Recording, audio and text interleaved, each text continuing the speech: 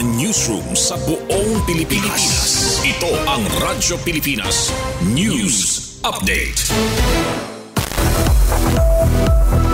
Oras sa bugos nga Pilipinas, 1 minuto ang nagpapabilin antis mag alas 2 San Kulop. Maping nga kulop mga ka-RP, adyan aton mga balita sa ina nga pangurason. Dietary Supplementation Program ginlansar sa siyudad sang Calbayog para sa mga bata o kabataan nga Iroy. LGU Katanman gindumaraan ugnayan sa barangay para sa mga pankauswagan nga proyekto. Pamatian tan detalye kan Suzat Pretensyo. Radyo Pilipinas Report. Agud mas mapaupay ang kalibsugan nga nutrisyon sa mga bata ngan kabataan nga Iroy ginlansar sa siyudad San Calbayog an usa nga bag-o nga dietary supplementation program sa diri pala maiha nga panahon sa Joggers Covered Court. Bug-os nga suporta ang ginhatag ni Mayor Raymond Uy sa nasabi nga programa nga ginpangunahan ni Calbayog Nutrition Council Coordinator Dr. Roy Maribuhok ug suportado sa City Population Office sa pagpamuno ni Dimple Naparan.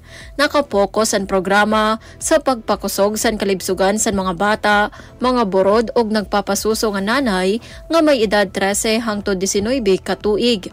Katuyuanan sa programa nga mahatagan sa sakto nga sustansya ang mga kabataan, pinaagi sa sakto nga pagkaon ug nutrisyonal nga suporta nga makakabulig sa pankabugusan nga kalibsugan ngan pag-uswag.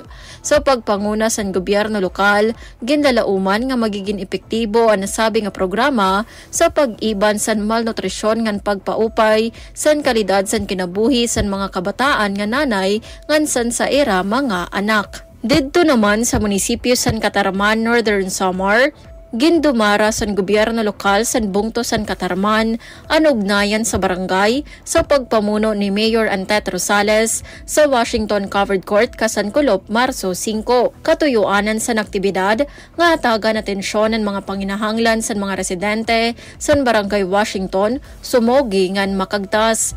Durante sa higayon, ginpahayag sa mga residente ang irahangyo para sa mga magkadurodilain nga proyekto sugad sa solar street lights, water system, drainage canal, footbridge, pathways, health center ngan school building sa ilarom sa support to barangay development program sa Department of the Interior and Local Government o DILG. Ginisplikar naman ni Engineer Alher Pawelas sa Municipal Engineering Office ang listahan sa mga proyekto nga pwede ipatuman basar sa project menu sa DILG SBDP. Ginklaro naman ni Mayor Antet nga ang pagpatuman sa mga proyekto nakadepende sa pondo matikang sa DILG ug pwede matikangan sa tuig 2026.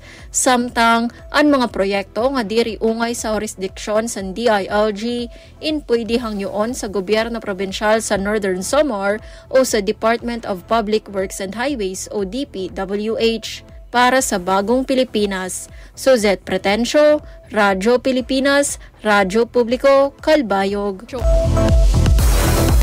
Inang kabugusan sa natong mga balita sa na nga pangurason. Padayon gihapon kamo nga mamati sa DYOG Radyo Pilipinas, Radyo Publiko Calbayog para sa news updates. Masunod ang programa Huwan Trabaho kaupod si JB Quinto. Ako si Charmaine Perito para sa Radyo Pilipinas, Radyo Publiko. Mula sa